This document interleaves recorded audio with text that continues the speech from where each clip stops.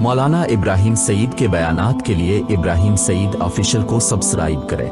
اللہ کے ہاں کون سے لوگ عقل مند ہیں، کون سے لوگ بے وقوف ہیں، آئیں ذرا قرآن سے پوچھتے ہیں۔ تو جب قرآن کریم کی جو پہلی سورت ہے، دوسری سورت ترتیب کے لحاظ سے جسے سورت بقرہ کہا جاتا ہے، اس کے اندر اللہ کریم نے 3 بے وقوفوں کا تذکرہ فرمایا۔ پہلا بے وقوف وہ جو صحابہ کرام کی طرف بے وقوفی والی نسبت کرے،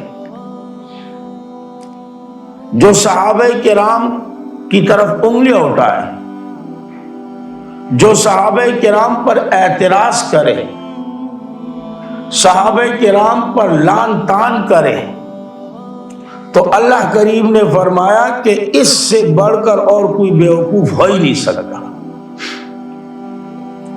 سورۃ بقرہ ہے، اللہ کریم فرماتے ہیں وَإِذَا قِيلَ لَهُمْ، اور جس وقت کہا جاتا ہے ان کو آمنو، ایمان لے آؤ، کما آمن الناس، جیسے کہ ایمان لا چکے ہیں کامل لوگ، الناس کامل لوگ، اور یقیناً اس امت کے جو کامل افراد ہیں وہ صحابہ کرام۔ اب ان کا جواب کیا ہوتا ہے؟ قالوا، کہتے ہیں انؤمن کما آمن السفہاء، کیا ہم ایمان لے آئے جیسے کہ ایمان لا چکے ہیں بے وقوف؟ سفہاء بے وقوف۔ اب اللہ نے ان کے اس قول کی تردید کر دی اور صحابہ کرام کی دفاع کی۔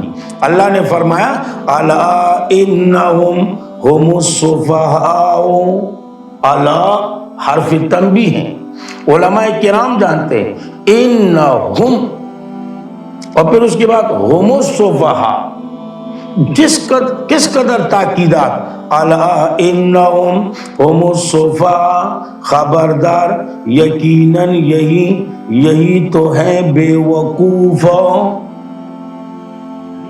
اللہ نے انہیں بے وقوف کہا جو صحابہ کرام کی طرف بے وقوفی کی نسبت کرتے ہیں۔ اور یاد رکھیں صحابہ کرام ایک ایسی جماعت ہے کہ ان کا جو ایمان ہے نا، وہ ہمارے اور آپ کے ایمان کے لیے ایک معیار ہے، ایک ترازو ہے۔ اللہ کریم نے اسی سورۃ بقرہ پہلے پارے میں اللہ نے فرمایا فَإِنْ آمَنْتُمْ بِهِ، اگر آپ ایمان لے آؤ جس طرح صحابہ کرام ایمان لے آ چکے ہیں، تو فَقَدْ اهْتَدَوْا، آپ ہدایت پر ہو۔ اگر آپ کا ایمان صحابہ والے ایمان جیسا نہیں تو یاد رکھیں آپ ہدایت پر نہیں ہو۔ تو سب سے پہلے بے وقوف جو قرآن نے ہمیں بتایا وہ لوگ ہیں جو صحابہ کرام کو برا بلا کے جو صحابہ کرام پر لعن طعن کرتے ہیں، جو صحابہ کرام پر انگلیاں اٹھاتے ہیں، صحابہ کرام پر تبرہ کرتے ہیں، صحابہ کرام کی طرف نسبت کرتے ہیں بے وقوفی والی، تو اللہ نے فرمایا الا انہم ہم السفہاء، یہی بے وقوف ہے۔ حالانکہ صحابہ کرام جیسے کامل لوگ دنیا میں اور کوئی نہیں ہو سکتا۔ اور یقیناً صحابہ کرام ایک ایسی جماعت ہے، اب یہ موضوع نہیں، کہ جب بھی صحابہ کرام پریشان ہوئے تو اللہ نے قرآن کا مقام نازل فرمایا۔ گویا کہ اگر میں یوں کہوں کہ صحابہ کرام کی پریشانی جو ہے نا اللہ کریم برداشت نہیں کر سکتا، تو یہ بھی بیجا نہیں ہوگا۔ اور پھر یقیناً صحابہ کرام کے ایمان کو ہمارے اور آپ کے ایمان کے لیے ترازو بنا دیا۔ اے دنیا والوں، اپنا جو یہ ایمان ہے نا، اسے صحابہ کرام کے ایمان والے ترازو میں تولنا ہے۔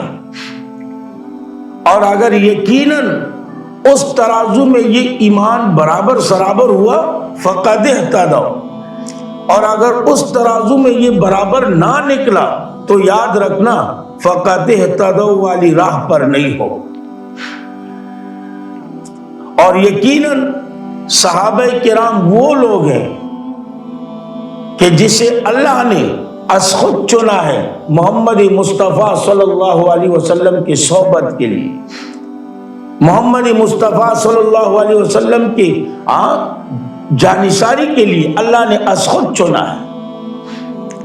جس طرح اللہ نے نبوت کے لیے انبیاء کو چنا تھا، اسی طرح اللہ نے محمد مصطفیٰ صلی اللہ علیہ وسلم کے یاروں کے طور پر صحابہ کرام کو چنا ہے۔ ابو بکر کو اللہ نے چنا ہے، عمر کو اللہ نے چنا ہے، عثمان غنی کو اللہ نے چنا ہے، اسی طرح علی کرم اللہ وجہ کو اللہ نے چنا۔ تقریباً 1,44,000 صحابہ کرام، ان سب کو چننے والا، ان سب کو منتخب کرنے والا، ان سب کو پسند کرنے والا میرا اللہ ہے۔